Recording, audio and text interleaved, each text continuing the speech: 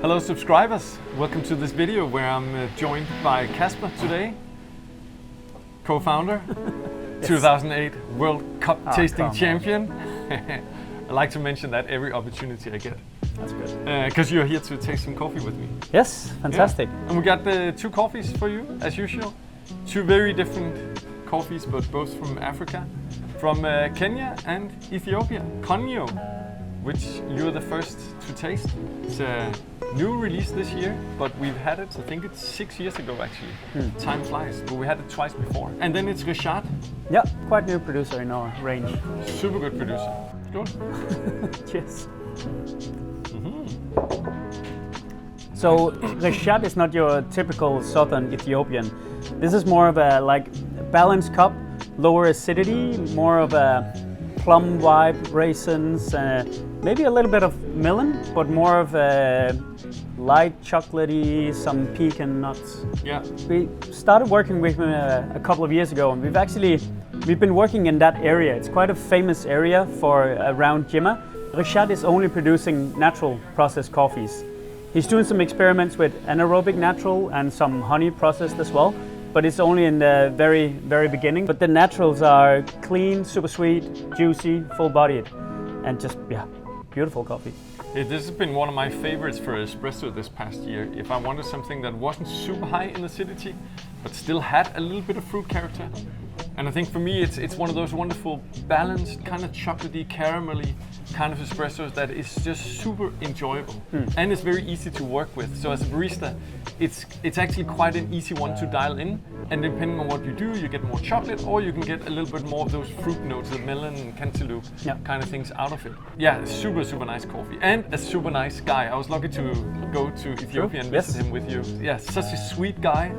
Working with these farmers around his mill as well. It's quite a small little union they have there. So he's working with 7 or 8 of his neighbors. So it's quite a small community there. Quite young producer as well. He took over his father's coffee farm 8 years ago and have just been trying to focus a bit more on high quality and more clean cup. I mentioned before that it's quite unusual because normally if you go to southern part, you're in high altitude. The fermentation is just going to be a bit more fruit driven.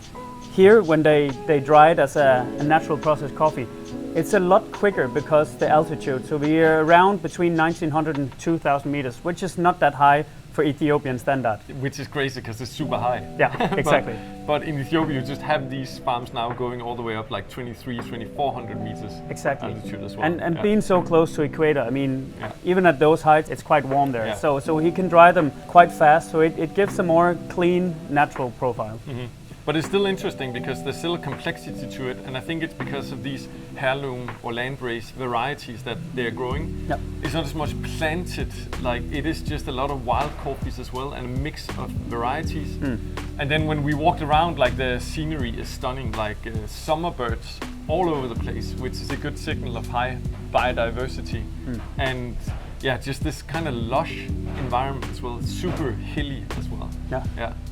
Fantastic coffee. I think you'll enjoy it both as filter, and I hope you'll enjoy it as much as I have for espresso, because I really think it's an astonishing espresso.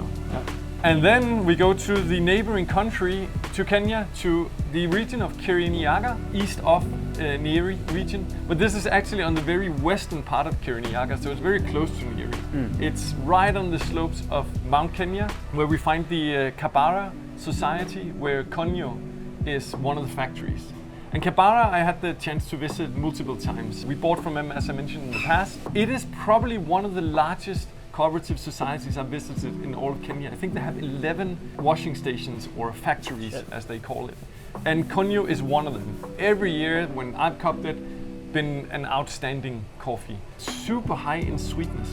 It's a really fun, kind of more classic Kenyan profile. For me, a little bit what some other Nyeri coffees used to taste like, in this black curranty vibe. And I think it's very much because probably like 70 to 80% of what they grow is still SL28, this famous Kenyan variety that brings this black currant blackberry.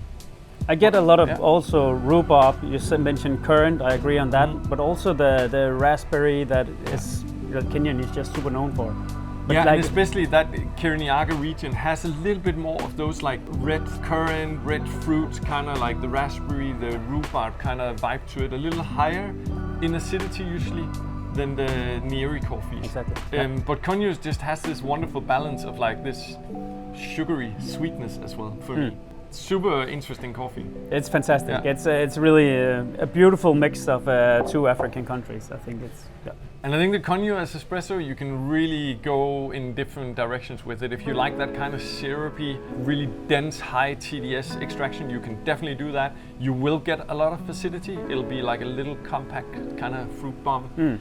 If you go longer, you can really play with the aromatics of it. When I say longer, I mean maybe, let's say 18, 19 grams into like 45, 50 grams out even. Yeah. You can try to push it that way with a slightly faster flow rate. But you can definitely also do a more classic thing. And for me, in milk, it's really fun. You get this milkshake kind of vibe to it. We're gonna keep the Konyu on the like lighter side of our espresso roast. So you're gonna have like two different profiles. One that's a bit more full-bodied with the Reshad, that's a bit more developed. The Konyu is gonna be more super sharp. So you can also, as you mentioned, try and pull it a bit longer maybe and get like really these juicy floral notes to open up.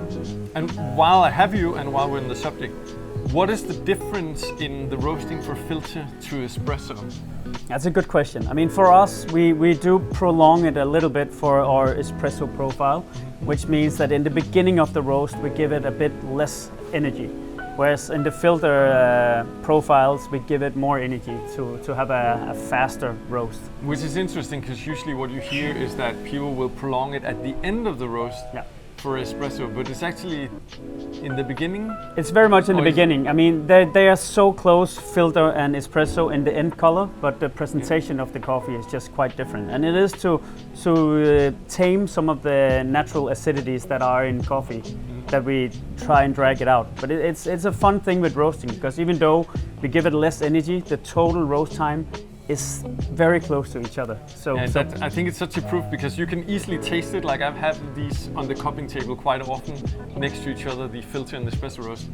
Easy to taste, easy when you brew filter, like our filter roast as espresso, and then you take our espresso roast and brew it as espresso. You can easily taste the difference. But it's the smallest changes, it's so minute in what you do in the roastery. Thanks, I hope you'll enjoy these coffees as much as we have. Thanks for joining. Thank you for having me. And happy brewing.